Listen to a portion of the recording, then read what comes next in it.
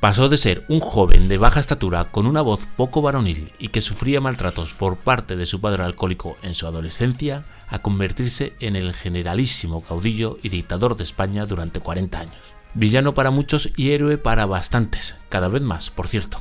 Devoto de Dios, la familia y de sobre todo la patria española. Francisco Franco, Paquito, para los amigos, tuvo una personalidad única. Él y su franquismo generaron tanto odio como amor devoto. Héroe o villano, aquí te traigo 50 datos o hechos sobre el generalísimo de todos los ejércitos españoles y jefe absoluto de la nación española. Desde 1939 a 1975, Francisco Franco Bahamonde.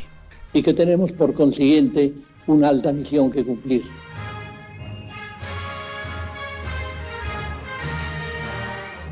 Franco nació en una familia con varios miembros dedicados a la marina, aunque Franco finalmente se decantó por el ejército de tierra. Su padre, subteniente de la Armada, alcohólico y de carácter variable, no hacía prácticamente caso al jovencísimo Franco. Su hijo favorito era Nicolás y Franco le recordaba demasiado a su madre, a la cual ya no le procesaba ningún cariño. Finalmente, el padre de Franco abandonó a su familia y se casó con una mujer mucho más joven. Franco creció y se convirtió en todo lo que fue sin una figura paterna a su lado. Su madre, María del Pilar Bahamonde, ferviente católica, influyó en el carácter disciplinado y reservado del joven Francisco, algo que marcaría profundamente su personalidad. El amor que Franco tenía hacia su madre fue incondicional de por vida. Como no podía ser de otro modo, Franco siempre tuvo una relación muy distante con su padre, quien era conocido por su vida bohemia y opuesta a la rigidez que Franco practicaba. Su padre falleció sin pena ni gloria en el año 1942. Franco se encargó de que su segunda esposa no estuviera cerca del discreto funeral que se le dio en el Pardo a su padre. Francisco Franco entró en la Academia de Infantería de Toledo a los 14 años. Siendo uno de los más disciplinados y aplicados de la academia, sin embargo, tampoco fue de los más destacados. De hecho, se graduó el 251 de 312 cadetes de su promoción. Debido a su baja estatura y complexión delgada, era conocido como el cerillita o cerillito entre sus compañeros, lo que contrastaba con su ambición y carácter. Fue promovido a teniente con tan solo 20 años y ascendió rápidamente en las filas militares, destacando por su firmeza en la guerra de Marruecos. Su determinación, disciplina y temeridad fueron rápidamente conocidas por todos. En Marruecos fue herido en el bajo vientre tras encabezar una carga a bayoneta contra el enemigo. Pese a la gravedad de la herida, sobrevivió cuando se le daba por muerto. Esa experiencia reforzó su carácter y por supuesto le valieron un ascenso y reconocimiento fulgurante en el ejército español. Después de ese episodio, Franco tenía la creencia de que, de algún modo, estaba bendecido. Por su rapidez en los ascensos, sus colegas empezaron a llamarlo el Comandantín, otro apodo que reflejaba su pequeño tamaño físico. Lo cierto es que a Franco estos apodos esporádicos solían darle bastante igual. Parece que no le sentaban bien, pero tampoco mal. En 1920 fue de vital importancia para fundar la Legión Española junto a Millán Astray, inspirada en la Legión extranjera francesa, lo que ayudó a forjar su gran reputación militar. La Legión Española es una formación militar de muchísimo prestigio desde su fundación. Su amistad y vínculo con el excéntrico, carismático y a la vez autoritario general Millán Astray le ayudaron a tener una posición de privilegio en el ejército. Por otro lado, Franco siempre fue una persona muy respetada dentro del ejército. Desde joven mantuvo una profunda fe católica que reforzaría su visión conservadora y nacionalista. Su inquebrantable fe y su posición de poder le permitió conseguir la reliquia de la mano de Santa Teresa de Jesús y mantenerla obsesivamente durante el resto de su vida junto a él. A los 33 años fue nombrado general, siendo el más joven de Europa en ese momento. Franco siempre desconfiaba del gobierno republicano y veía sus políticas como una amenaza al orden. Sin embargo, también era fiel a la misma, generando dudas a sus compañeros generales simpatizantes de un golpe militar. Las dudas sobre sus pensamientos incluso las transmitía a sus compañeros generales, como el general Sanjurjo, que hizo célebre la frase de «Franquito es un cuquito que va a lo suyito». El 6 de octubre de 1934 lideró la represión de la Revolución de los Obreros Mineros en Asturias, tras el auge de las derechas en el gobierno de la República. Franco, junto a otros generales enviados por el gobierno republicano, aplastaron la revolución, ganándose una reputación de mano dura y una manera de proceder implacable para con el enemigo. En 1936, tras unas elecciones al gobierno de la República muy disputadas por la coalición de izquierdas contra las derechas, Franco fue enviado a Canarias, un destino que algunos vieron como un intento de alejarlo de la península y de influencias militares. Hay que recordar que el general Sanjurjo, amigo de Franco, ya había intentado dar un golpe militar en 1932. Con mucha razón, el gobierno republicano miraba a ciertos generales con mucha desconfianza. Tras varias conspiraciones y reuniones clandestinas, algunos generales del ejército decidieron sublevarse contra la República. Franco se unió al alzamiento militar en una jugada de estrategia militar para aparecer en Marruecos y así liderar la Columna del Sur y las fuerzas provenientes del continente africano. Gracias a su control de las fuerzas africanas y a su habilidad táctica demostrada en los campos de batalla, se convirtió en el líder indiscutible del ejército sublevado. Al poco del comienzo de la guerra, Franco ya era el jefe absoluto de la sublevación. En septiembre de 1936 adoptó el título de generalísimo, dándole poder pleno sobre todas las fuerzas armadas del bando nacional. Durante la guerra civil recibió apoyo de los líderes fascistas Hitler y Mussolini, fortaleciendo su posición militar ante el ejército republicano, el cual recibía apoyo no tan efectivo de la Unión Soviética. En el día de hoy, cautivo y desarmado el ejército rojo, han alcanzado las tropas nacionales sus últimos objetivos militares. La guerra ha terminado. El 1 de abril de 1939 terminó la guerra civil. Franco, victorioso, se consolidó como jefe de Estado, iniciando una dictadura de casi 4 décadas. Instauró un régimen represivo, encarcelando y ejecutando a miles de opositores que todavía seguían creyendo en la República. En la época de Franco, o estabas con él o estabas en su contra, y estar en su contra siempre terminaba mal. Utilizó propaganda para proyectarse como el salvador de España, estableciendo el término caudillo como símbolo de autoridad. En 1953 firmó un acuerdo con el Vaticano que reforzaba el papel de la Iglesia en la vida española. Su Santidad el Papa Pío XII ha concedido a su excelencia el generalísimo Franco el gran collar de la Orden Suprema de Cristo. Durante el franquismo, la Iglesia tenía un poder muy alto sobre los ciudadanos. Si no ibas a misa los domingos, te podías meter en problemas. Los curas, sobre todo en los pueblos, también eran la autoridad. Bajo el amparo de Dios y el régimen, algunos religiosos eran tan peligrosos como el que más. De ahí el dicho español, que el hábito no hace al monje. En la actualidad sigue habiendo personajes ilustres que se empeñan en dar lecciones de moralidad, siendo ellos mismos peores que nadie. Pero en fin, esa es otra historia. Ya que estamos en el punto medio, por favor, dale a me gusta si lo que estás viendo te está pareciendo interesante. Sigamos con más datos de Franco. Aunque era ideológicamente distante, permitió que la Falange controlara muchos aspectos de la vida. Tras la muerte de José Antonio Primo de Rivera, la Falange fue absorbida y transformada por Francisco Franco para adaptarla a sus objetivos de poder. Falange Española tradicionalista de las juntas de ofensiva nacional sindicalista fue el partido único del régimen franquista y a efectos legales el único partido permitido en España tras la Guerra Civil Española. Franco vivía de manera relativamente modesta en comparación con otros dictadores, lo cual fortaleció su imagen pública. Apenas salía a comer fuera y cuando lo hacía iba a restaurantes comunes con pocas extravagancias. La paella era su plato preferido y existía el rumor de que los jueves salía de palacio a comer, a ser posible, claro está, paella.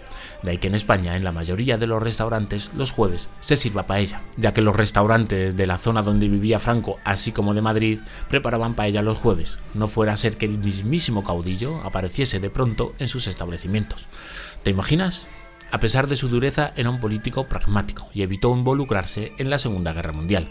Hay que tener en cuenta que la Guerra Civil Española terminó el día 1 de abril de 1939. También el día 1, pero de septiembre de ese mismo año, empezó la Segunda Guerra Mundial. La verdad es que lo último que podía haber hecho España en esos momentos era entrar en semejante conflicto y, como se vio al final, encima con el bando perdedor. En 1940 se reunió con Hitler, pero logró evitar que España entrara en la Segunda Guerra Mundial. No se cayeron muy bien. Hitler, de hecho, salió de la reunión echando pestes del caudillo español. Hitler no estaba acostumbrado a que nadie le dijera que no. Para el alemán, Franco pedía mucho y daba muy poco por entrar en el conflicto.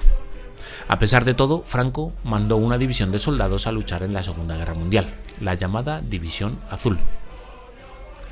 Franco implementó un modelo de economía cerrada que tuvo graves consecuencias para España en los años 40.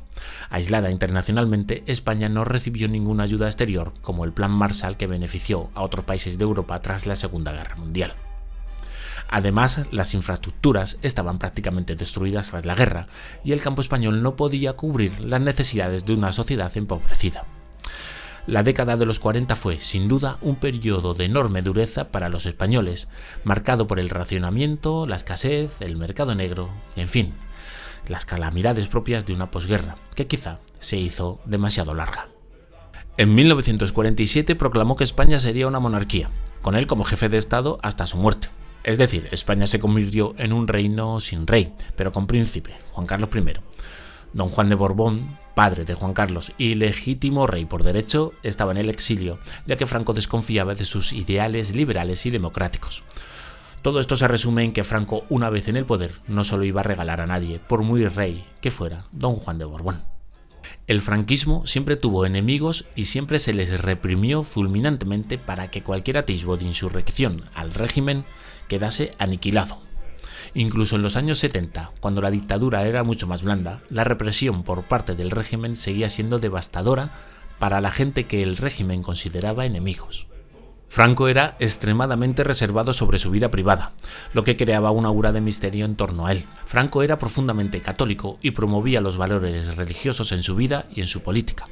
Participaba en misas de manera regular y promovía actos religiosos en los que participaba toda su familia. Franco era reservado, poco expresivo y tendía a mantener cierta distancia, incluso con su círculo cercano. Era un hombre calculador, meticuloso y con un carácter frío. Sin embargo, se mostraba afectuoso con su familia, especialmente con su hija y posteriormente con sus nietos.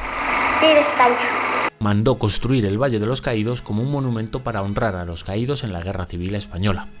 Hoy en día, el monumento sigue siendo tema de discusión. Se ha debatido mucho sobre el uso de trabajo forzado de los presos políticos en su construcción. Mientras algunos afirman que estos prisioneros trabajaron en condiciones de prácticamente esclavitud, otros aseguran que aunque fueran presos, recibían una pequeña remuneración y reducían sus condenas por cada día trabajado. Además, afirman que también se empleó mano de obra civil, que fue bien remunerada. El caso es que, a pesar del propósito reconciliador que algunos le atribuyen, el Valle de los Caídos divide a la sociedad española. Hay quienes defienden su preservación como parte de la historia, mientras que otros prefieren ver su derribo inmediato. ¿Tú qué opinas? En los años 50 aceptó la instalación de bases estadounidenses en España, mejorando su relación con Occidente y llevándose un buen pellizco para las arcas del Estado.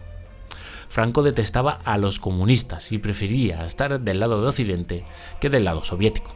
Eso sí, a los habitantes de las ciudades donde montaron sus bases los norteamericanos, entre los que yo me encuentro, que yo soy de Torrejón de Ardoz, les puso en el punto de mira soviético. Pero bueno, esa también es otra historia.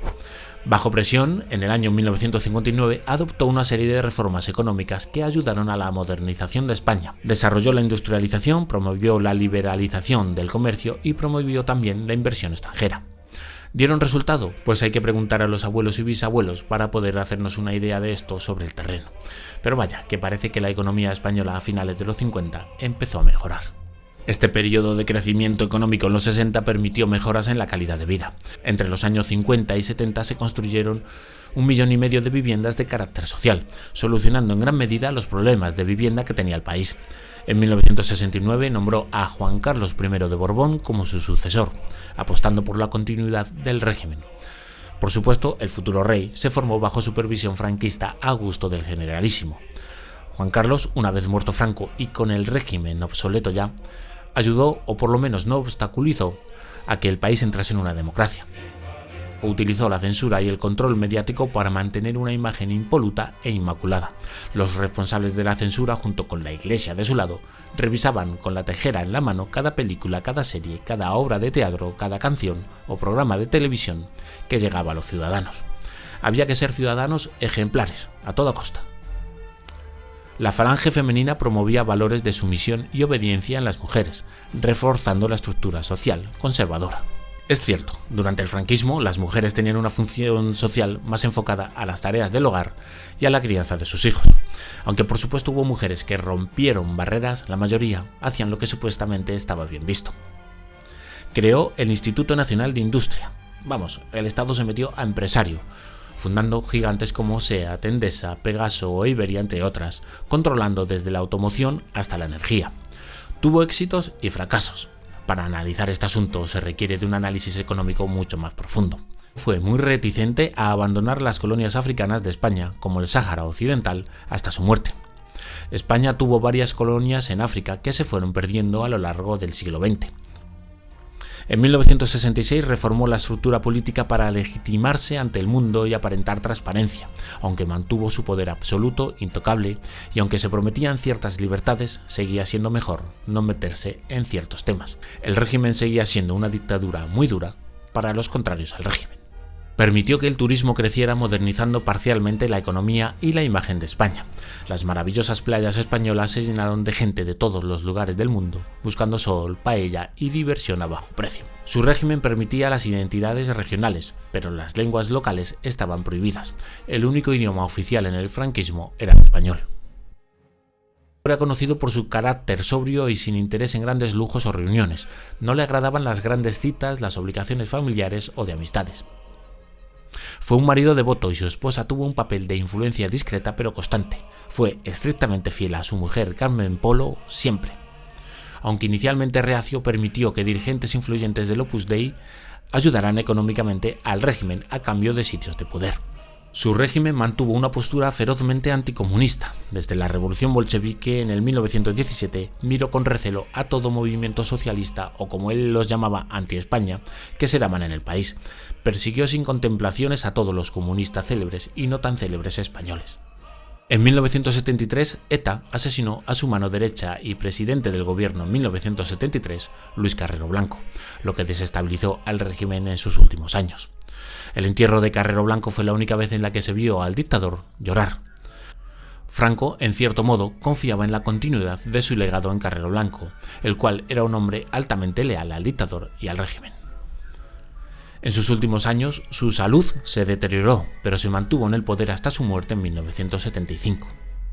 Hasta prácticamente el último momento, Franco no dejó que nadie tomase decisiones trascendentales en España.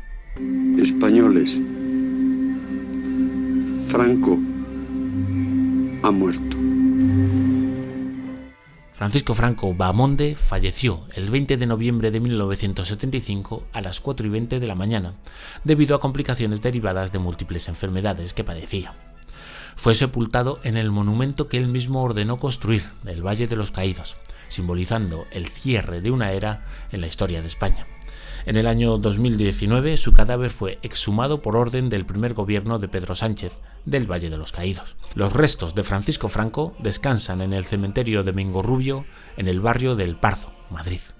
Por favor, deja un pulgar arriba si te ha gustado el vídeo y comenta cualquier cosa sobre alguno de los puntos que te hayan parecido de interés. Suscríbete al canal si quieres ver más contenido interesante y muchas gracias por estar conmigo. Hasta la próxima.